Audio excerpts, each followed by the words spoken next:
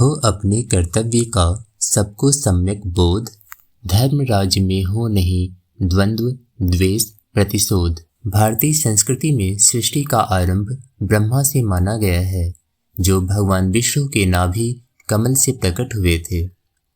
इसीलिए ब्रह्मा जी को पितामह अर्थात सारी सृष्टि का दादाजी माना गया है।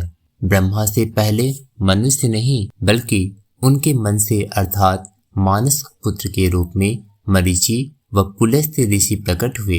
एक राम के तो दूसरे रावण के पूर्वज हुए। ऋषि पुलस्त्य महान ज्ञानी श्रेष्ठ ऋषि थे।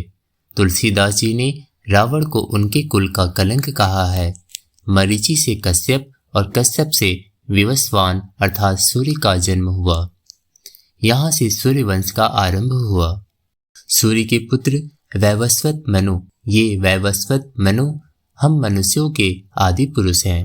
इन्हीं की संतान होने से बाद की पीढ़ियां मानव कहलाई। ये वैवस्वत तो वे विवस्वान यानी सूर्य के पुत्र होने से कहलाए, लेकिन उनका नाम था सत्यव्रत। यह सतयुग की कथा है।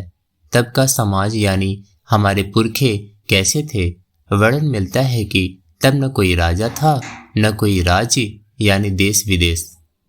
तब हमारा राष्ट्र और उसमें रहने वाले राष्ट्रीय लोग स्वयं ही अपने अपने कर्तव्य को धर्म मानकर जीवन जीते थे। कोई किसी का अधिकार व संपत्ति न छीनता था न चुराता था। जब कोई अपराध या लड़ाई झगड़ा ही न था तो किसी दंड विधान यानी कानून की भी आवश्यकता न थी। न कोई दंड देने वाला था न पाने वाला। सब पूरी तरह सच्चे मानव थे। लेकिन धीरे धीरे मनुष्यों में मेरा तेरा की भावना जागी। ईर्ष्या मोह अभिमान जागे, क्रोध जन्मा, लोभ जागने लगा। तब समझदार लोगों को लगा कि हमें एक राजा की आवश्यकता है जो हमारे आपसी विवादों को सुलझा सके, हमें समझा सके। तब वे पितामह के पास गए। ब्रह्मा जी ने सत्यव्रत को उनका शासक बनाने की आज्ञा दी। सत्यव्रत बोले, मैं शासक नहीं बनूंगा। शासक बनने वाले को, अनुचित काम करने वाले को दंड भी देना पड़ेगा।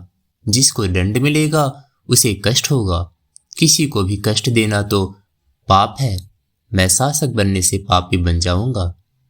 ब्रह्मा जी ने समझाया, जैसे सज्जनों की रक्षा करना पुण्य है, धर्म है, वैसे ही दुष्टों को दंड देना भी पुण्य है, धर्म ही है। ऐसा करने से दुष्ट को होने वाली पीड़ा का पाप नहीं लगता, क्योंकि यह दंड उसे सुधारने के लिए दिया जाता है।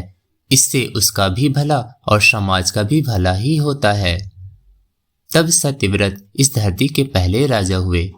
इन्हीं की वंश परंपरा में आगे चलकर भगवान श्री राम का अवतार हुआ।